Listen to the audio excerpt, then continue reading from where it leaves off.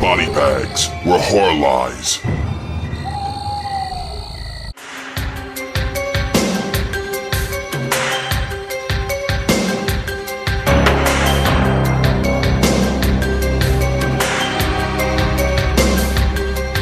Yo, what's up everybody? Welcome to week 135 here on Body Bags. I am your host Moodz616, and thank you once again for stopping in, guys. Yeah, week 135 is upon us.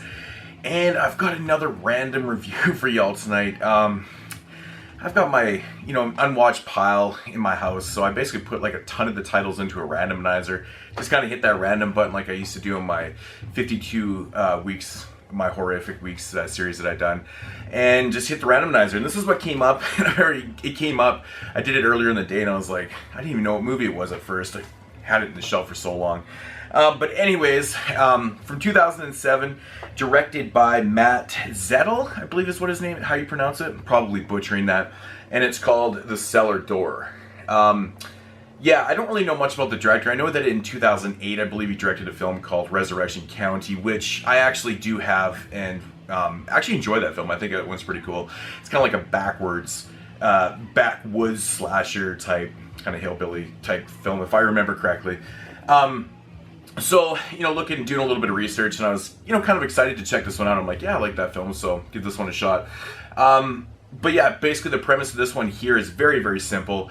It's about a serial killer who abducts women, and he basically keeps them captive in his basement. He locks them in a box, and he kind of wants them to be like his girlfriend. He just wants to care for them and do things for them, and yeah, it's very kind of strange. So the particular story of this film is he sees these two girls partying one night. He abducts one of them. She wakes up in this box, and then you got your film.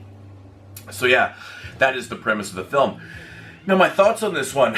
Now, with these type of serial killer captive films and stuff, you basically have to have, pretty interesting characters. You have to have, very interesting dialogue, and you have to have, a makeup of kind of short-lived, acts in the film that make it exciting and thrilling and stuff like that.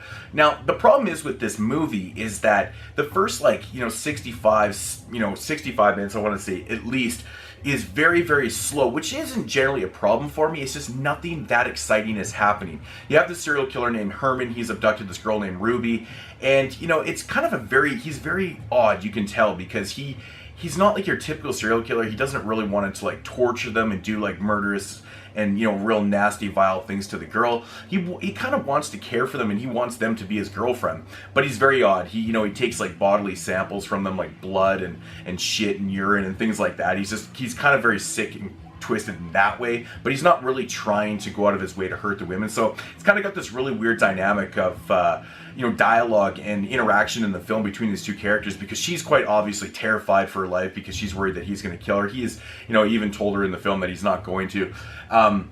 So they have this really weird kind of relationship, but the problem is that there's not really a lot of exciting, kind of back and forth, and the dialogue's not that interesting, just things that are happening. Every once in a while, he realizes that something makes her happy, so he goes to the store and he buys all this chocolate cake for her, and feminine hygiene products because she gets her period and things like that. So you have this kind of going on, him going back and forth. I do really like the character of Herman, though, even though he's a serial killer. He's your antagonist in the film. I just like the look of him. I don't actually like him. I like how they casted the film, though, because he's this kind of middle-aged, overweight, bald guy, but he fits in. He doesn't really look the very typical type, if there is a typical look for a serial killer, but I do like the casting, because when they show him out in the real world, he just kind of blends in, and he's just kind of natural, and I did kind of like that. The acting in the film, pretty good. It's above average. I have to say, the guy that played the serial killer did a really good job. I thought he was, not overly menacing, because that wasn't really what his character was, but he did a pretty good job portraying this kind of almost sympathetic character, in a sense. But I think he pulled it off quite well. Ruby does a really good job too. For the most part, I think there's a couple scenes where where she's supposed to be scared. She's not as scared she probably should be. Things like that. But it's not bad. The acting is definitely above average. But like I said, it's a very slow build-up. Not really a lot of things are happening. And really, it's one of these films that, you know, can either go one of two ways. And obviously, the ending is very kind of predictable and what's going to happen and things like that. So, you know, and it's short-lived. You know, you get about 15 minutes, maybe 20 minutes, maybe just over 15 minutes of like a third act. And it gets pretty crazy. I will say there's a little bit of blood. There's not a whole lot of effects in the film, not really a lot of gore and stuff, but the blood does look good. I think the makeup effects do look very good. There's just, you know, not that much in this one. It's not really what the film is about. But, you know, overall, you know, I don't know if I could really fully recommend this one. It's a very slow, almost boring film. It is really kind of boring. I found myself checking the time multiple times, even though I thought the acting was good, and I thought the ambient soundtrack was really kind of helping the film a little bit. I did kind of like what I was hearing. The sound design wasn't too bad, but just the interactions, nothing really too exciting was going on, and it's just kind of a shame because I was expecting it to be a little more explosive, but you know, I just didn't really get that out of this one. So if I had to rate this one, I'm going to give it about a 4 out of 10, simply for the acting's really good, the sound design, the sets are really good. I thought the acting was pretty well done, but just overall, not a very exciting film, predictable ending, and yeah, not really a whole lot more to say about this one. It's a very simple film. It only runs about 82 minutes before the credits start rolling. So it is a quick watch, but it did feel a little longer than 82 minutes, given the fact that it just wasn't that exciting. So, but yeah, this is Cellar Door. I definitely do prefer Resurrection County over this film a lot more. I do believe there's actually a sequel in the making of this movie. So, yeah, I don't know where they're going to go with it, and what they're going to do, but who knows. But yeah, so apparently there's a sequel, but anyways. Yeah, so that is going to do it for week 135 here on Body Bag. So I'll check you guys next week. Peace out, homies.